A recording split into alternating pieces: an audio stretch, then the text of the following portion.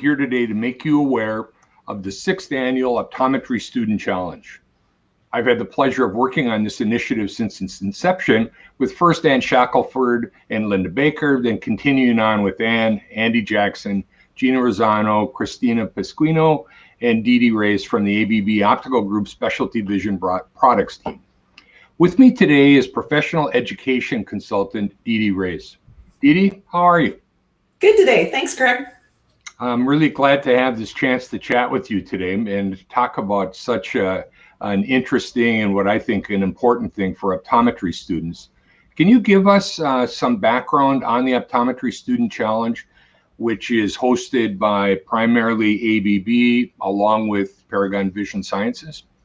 Absolutely.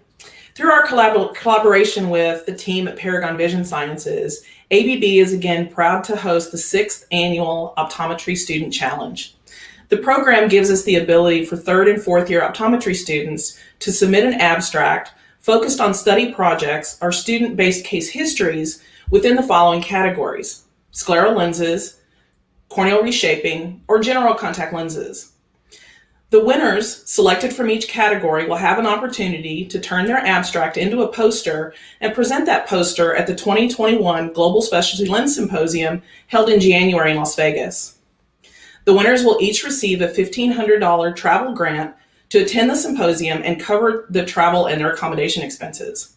It's an incredible opportunity for optometry students to attend this event and not only present their winning posters, but also to make meaningful connections within the optometry industry. Okay, great. So the key elements are, it's a poster contest. Correct. It's on special projects. The 3 categories are scleral lenses, corneal reshaping, and just general contact lens item. They will submit through a process we'll discuss in a second here. Right. And then the winners ultimately end up with a grant that takes them to the Global Specialty Lens Symposium, where they can enjoy the meeting itself, and along with that, be able to present their work.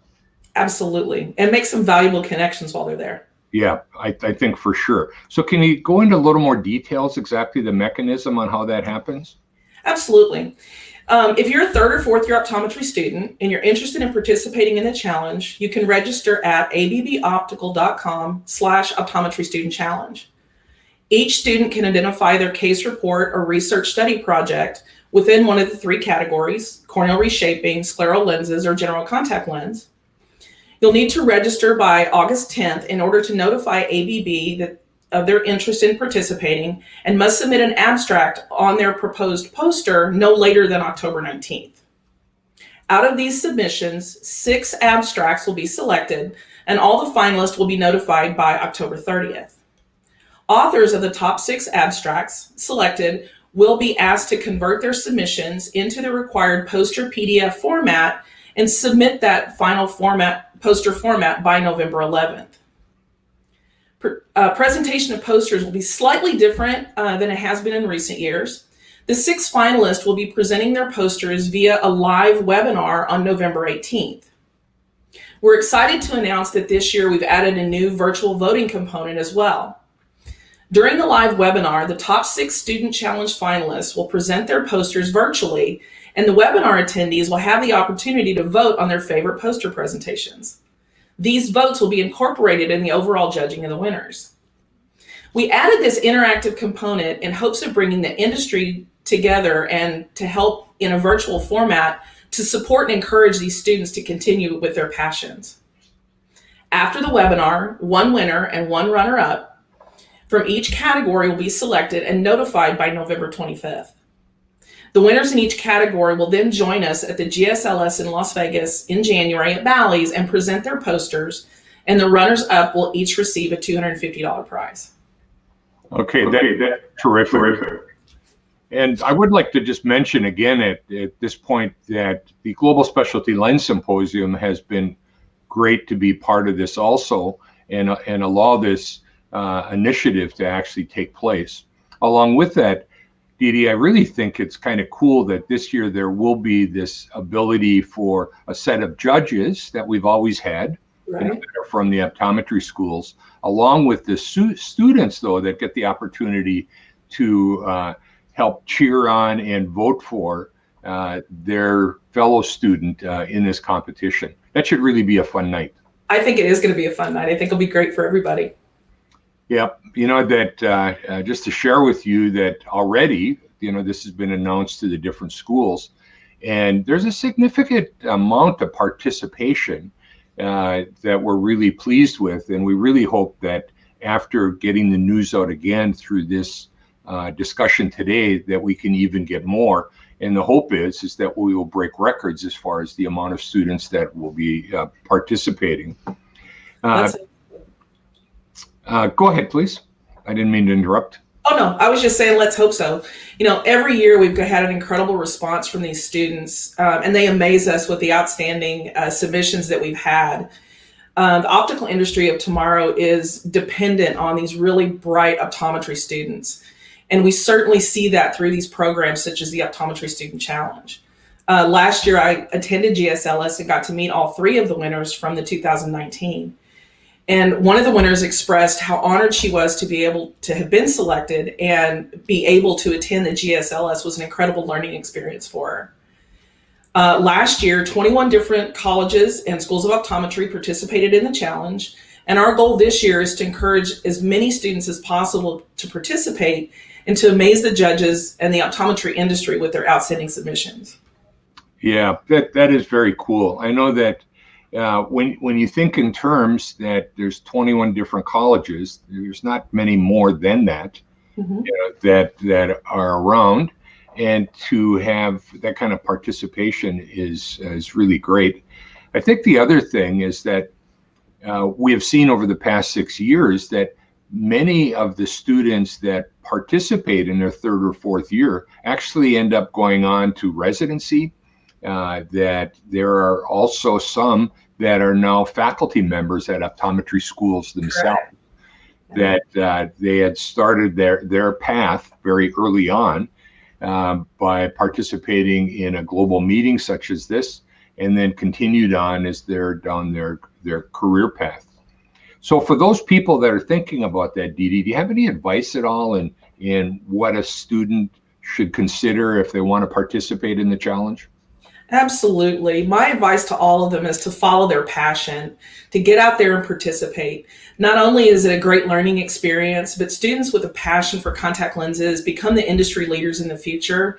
And whether they're at the podium presenting education or they're in clinics or labs providing valuable research, this passion is what keeps the business alive and growing with new innovations and philosophies. So it really does build the contact lens industry and keeps us all happy and healthy out there in the world. Yeah, that is for sure.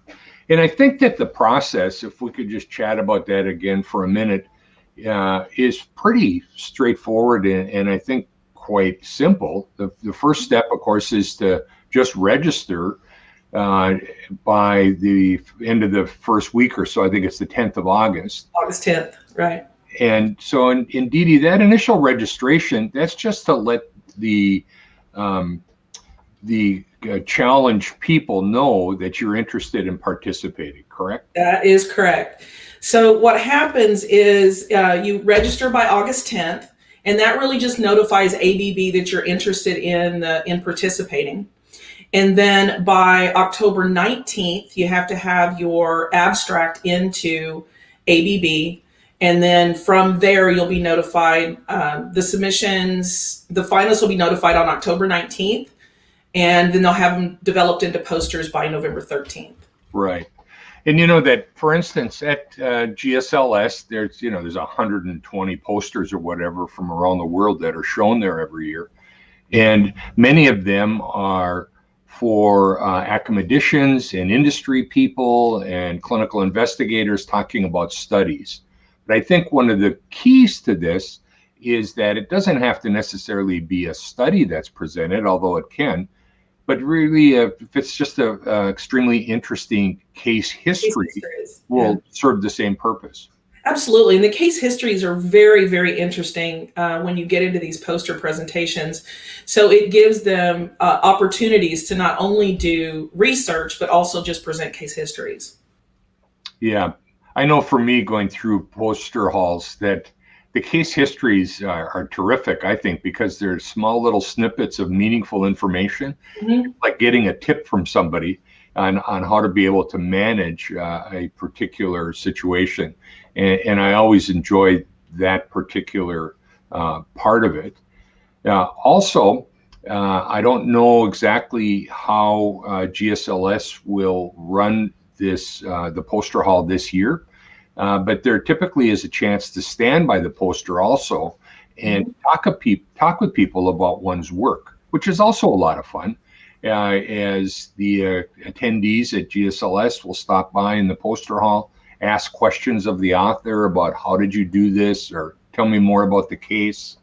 How did all that work out? And I think that's a great experience for a young person as well.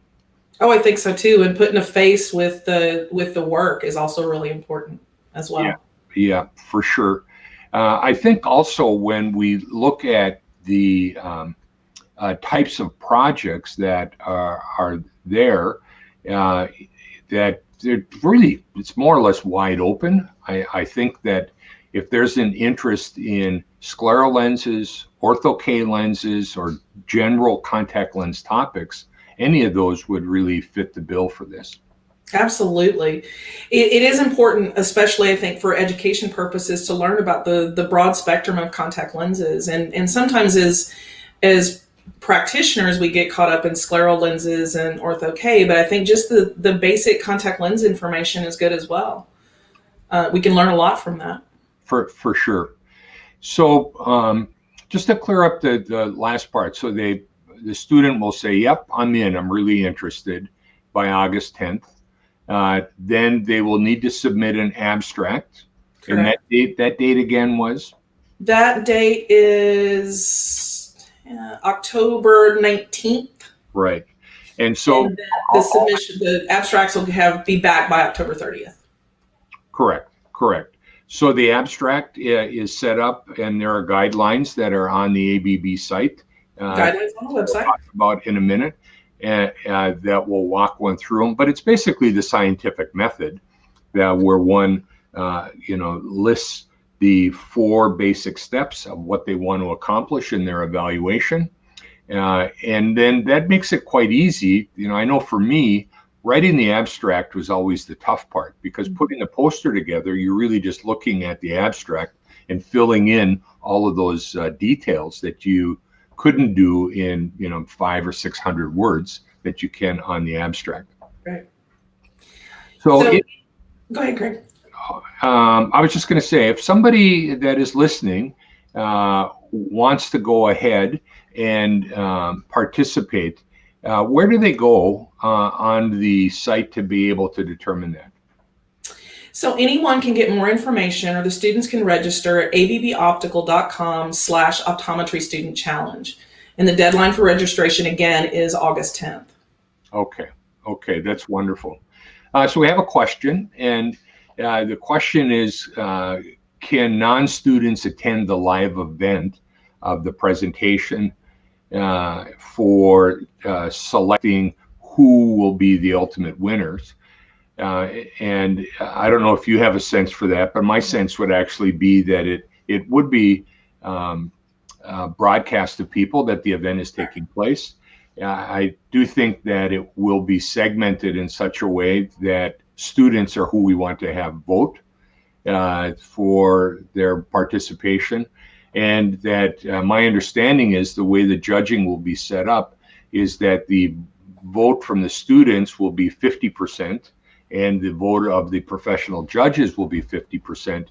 And then the combining of those two will be what actually determines who will be the winners.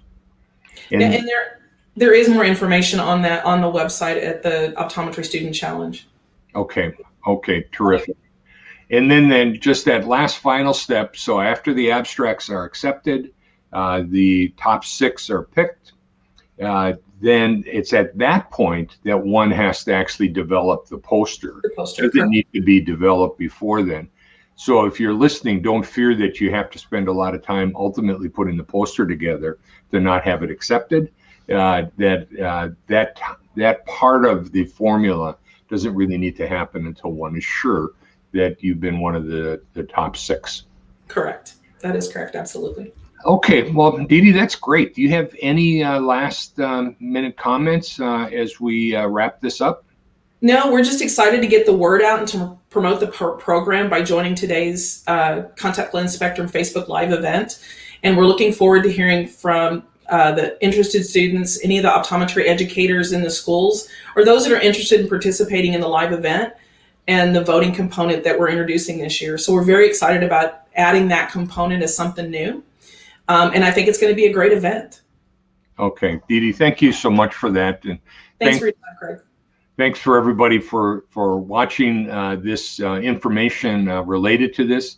As I said at the beginning, this is a phenomenal initiative for students to learn the scientific method of putting together a case history, presenting it through an abstract, and then, if fortunate enough, to put it together into a poster. And then the real big victory is being able to go and hang out with your peers and some of the world experts in contact lenses at the Global Specialty Lens Symposium.